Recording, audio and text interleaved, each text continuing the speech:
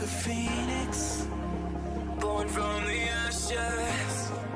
I take care of my own. Torn down, we're assassins. You can't suffocate my spirit. Eh bien le bonjour, bienvenue sur Simplement Catch. Aujourd'hui les gens, on se retrouve pour la review de SmackDown Live. Oui, on a fait celle d'Euro, donc aujourd'hui logiquement on fait celle du show bleu, ça peut être pas mal. J'espère que vous allez bien, j'espère que vous êtes en forme, et j'espère surtout que vous allez prendre plus votre panard qu'hier, parce qu'hier on s'est un peu fait chier, faut pas le cacher. C'est vrai que c'était un peu chiant quand même d'analyser Euro. Bon, j'ai essayé de faire ça un peu à la va-vite, histoire que vous endormiez pas, parce que les mecs au bout de 5 minutes, dépêche-toi, je vais zapper, je pique un zone, les mecs ils étaient déjà morts au bout de 2 minutes de vidéo, ils en pouvaient plus. Là vous inquiétez pas, ça va un peu mieux se passer, je pense quand même, parce que c'est SmackDown Live, c'est le show bleu, c'est le show numéro 1 du main roster, et on a du cul, c'était bon. Ouais, c'était bon, c'était le meilleur show du main roster dans ce week-end canadien. Bien sûr, t'enlèves le NXT TakeOver, parce que ça compte pas, NXT TakeOver, c'est pas le main roster, et puis tu peux pas comparer, quoi. Je veux dire, c'est deux programmes totalement différents. T'as l'impression que c'est pas la même fédération, limite, tu vois, c'est un truc de fou. Mais tu mets SummerSlam recumulé, ça vaut pas SmackDown Live cette semaine. La SmackDown Live, c'était génial. C'était génial. Non mais c'est vrai, d'un jour sur l'autre, tu passes d'un show, mais tu vois, tu t'es fait chier pendant 2 heures, tu vois, t'as eu 25 segments. Là, la moitié ça sert à rien, et t'arrives, tu reviens le lendemain, t'as un show beaucoup moins long, d'une bonne durée, avec tous les segments qui servent à quelque chose. Et tous les segments ils sont bons, avancement dans la rivalité. T'as l'impression que c'est pareil. Raw et SmackDown, même si Raw c'est un peu mieux, il y a quand même un abonné, excuse-moi j'ai oublié ton pseudo, mais qui m'a quand même sorti que c'était le meilleur Raw depuis 2016. Alors, je dis, t'es peut-être un petit peu optimiste quand même, mais bon, il avait l'air serein, tu vois, quand il a écrit son truc, bien motivé, bien. Ouais, il avait l'air de croire en ce qu'il écrivait, tu vois, bon, je dis, pas de soucis. Bon, si c'est le meilleur Raw depuis 2016, waouh, bon, c'était un petit peu mieux que ce qu'on avait ces derniers mois, mais ces dernières années et demie coulées, bon, meilleur Raw depuis 2016, tu vois, j'ai quand même le souvenir qu'en 2016 c'était un petit peu mieux que ça quand même, mais bon. Peut-être que je me trompe, peut-être que c'est encore trop lointain dans mon esprit pour que je me souvienne. Mais ce qui est sûr, c'est que SmackDown Live cette semaine, c'est largement au-dessus, quoi. Tu vois, voilà, t'es loin devant le délai trop. T'as l'impression, tu vois, c'est deux fédérations différentes, c'est bonne durée, tous les segments qui veulent dire quelque chose, les segments sont attrayants. Il y a juste dans le match Kevin Owens Samoa Joe où j'étais peut-être un petit peu moins investi, mais je pense que parce que j'avais un petit coup de fatigue. Derrière, quand j'ai bu mon petit rosé, alors quand je vous dis mon petit rosé, c'est mon sirop de grenadine, parce que je ne bois pas d'alcool, je ne fume pas, je ne bois pas, je suis straight edge. Je suis CM Punk. I am not the best in the world, but I am straight edge. Ouais, les gars, on peut pas tout avoir. On peut pas être un mec lent, on peut pas être un mec à la bourre, on peut pas être street edge et être le meilleur du monde. Non, c'est pas possible. J'ai pas non plus toutes les qualités requises. Faut quand même pas déconner. Mais bref, on va analyser ce petit SmackDown Live qui était quand même pas mal, les gens, je vous l'ai dit. Tous les segments qui voulaient dire quelque chose, tous les segments qui étaient attrayants, beaucoup d'avancement dans les rivalités. Je veux dire, Kevin Owens en fil rouge. De A à Z dans le show. Il y a eu une promo, un segment avec Shane McMahon, un match contre Samoa Joe. Parfait, bon petit fil rouge. On continue aussi de chercher l'assassin, le potentiel présumé assassin de Roman Reigns, enfin assassin qui a tenté d'assassiner, plutôt Roman Reigns. On sait toujours pas qui c'est. Apparemment, Rowan et Brian ont la réponse. Ils nous la donneront la semaine prochaine. Voilà, on va avoir la réponse. Qui a tué plutôt Roman Reigns? Qui a essayé de dire de Roman Reigns? C'est important ça. À la base, je suis pas très, réceptif à cette rivalité. C'est pas le truc qui m'enchante le plus, tu vois. Mais là, ouais, ça allait, c'est passé crème, tu vois. Je me suis pris au jeu, je me suis dit, ça peut être sympa. Bah, c'était bien construit. C'était parfaitement bien construit. Ok, comme la rivalité Orton-Kofi. Ah bah là, c'était pas mal cette semaine aussi. Randy Orton, il a pris le micro 2 minutes. Et t'as mis tout le monde d'accord. Et ça, c'est génial. On a retrouvé le Randy Orton, tu sais, il y a quelques années, de 2009. 10 ans déjà. Le mec qui prend le micro, il parle 2 minutes, tout le monde est là. Il sait pas trop comment réagir. Puis tout le monde dans la paume de la main de Randy Orton, tu vois, à attendre ce que Randy Orton souhaite. Une réaction souhaitée. Randy Orton, c'est ça. Le mec, il a les fans dans la paume de sa main. Magnétique, le mec. Magnétique. Je regarde Randy Orton là, sur ce SmackDown Live. Il a presque rien fait. Presque rien. Mais sa présence seule suffit. Sur son charisme, sa présence, ça suffit. C'est Randy Orton. Incroyable. Ça aussi, c'est génial. Ça, c'est génial. Et puis, on a vaincu des avancées dans la rivalité. Ah bah non. On a eu des super beaux matchs aussi. Ah bah ouais. Buddy Murphy et Roman Reigns. C'est génial, ce truc. C'est incroyable. C'est incroyable. C'est génial. Le match était bon, super. Ember Moon contre Charles Flair. Alors, un peu trop long peut-être. Mais alors c'était bon aussi. Un bon petit match de Weekly. On a réussi à revendre quelque part et à continuer à pêcher Charles Flair. Ouais, parce qu'on sort sur la démonique Charles Flair. Elle a battu Richard Tuss et pas Ember Moon. Mais on arrive à faire ça sans discréditer Ember Moon. C'est bon ça. C'est génial. C'est génial. Même le match Kevin Owens, ça pourrait être chaud, tu vois, j'étais pas le plus investi. Mais c'était bon aussi, c'était pas trop mal. Puis le main event, il était génial. Enfin, génial. Un très bon match de Weekly. Un très bon match de Weekly. Un six-man tag. Pourtant, c'est un putain de six-man tag. Mais c'est le truc à la base, ça n'a rien à foutre, tu vois. Mais là, c'était bon. C'était bon. C'était bon.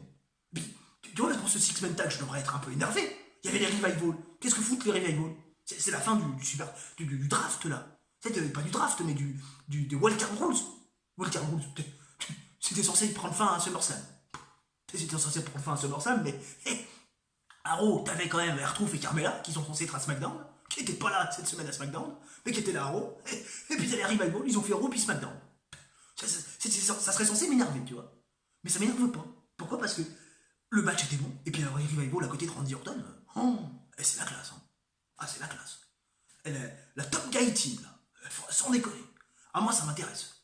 Ah, s'ils pouvaient nous faire une grosse faction, tu vois, une grosse faction, un petit peu comme, tu vois, le Only Club à Monday Night Raw, AJ Styles, Luke Gallows, Karl Anderson, tu vois, s'ils pouvaient nous faire ça à SmackDown, pour qu'on ait deux factions au top, ça serait génial. T'imagines un peu, à Survivor Series, genre, un AJ Styles, alors bien sûr, je suis pas le premier à dire que AJ Styles, il faudrait que ça soit champion du monde, tu vois, pas forcément, mais de toute façon, on l'a beaucoup trop vu. Mais si t'avais un champion secondaire, AJ Styles, Luke Gallows, Karl Anderson, toujours champion de Raw, face au Revival, champion de SmackDown, et Randy Orton, champion de la WWE, ça aurait de la gueule, quoi. Ça aurait de la gueule. Ah, moi, je signe des deux pieds et des deux mains. Hein. Bon, ça arrivera peut-être pas, mais je signe des deux pieds et des deux mains. Ah ouais, c'est génial, ça. Ah, moi, ça me fout une trique, je peux même pas vous en parler, c'est indescriptible. Heureusement que vous la voyez pas, vous prendriez peur.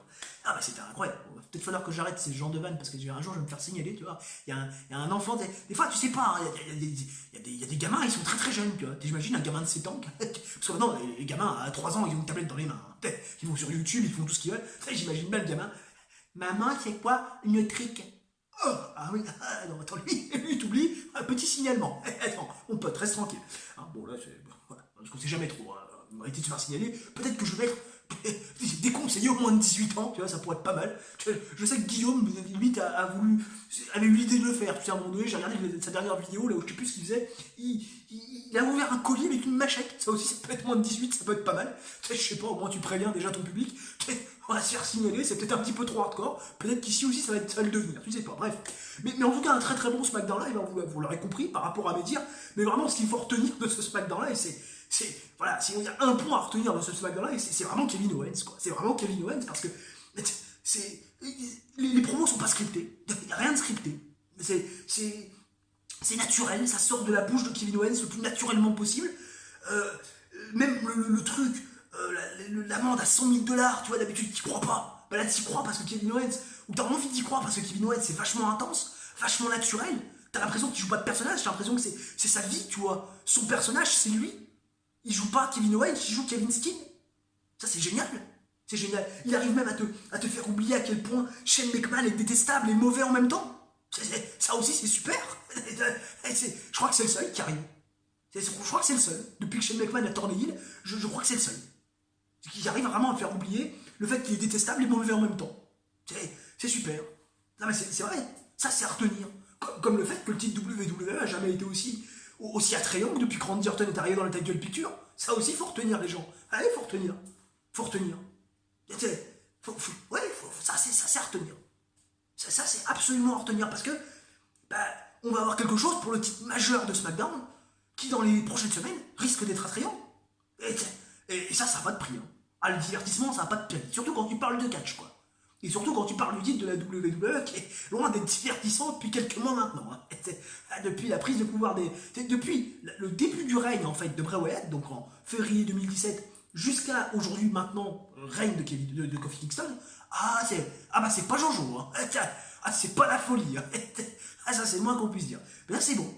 Ça c'est génial. Alors tu vas me dire, il y a aussi des trucs négatifs à retenir. Certains vont peut-être crier au scandale de voir Ember Moon perdre, alors que c'est fait cocher lisse, tu vois, comme le crâne de Monsieur Propre à SummerSlam, tranquille, la part belly to belly, suplex, et du haut de la troisième corde, tomber 1, 2, 3, elle repère contre Charlotte.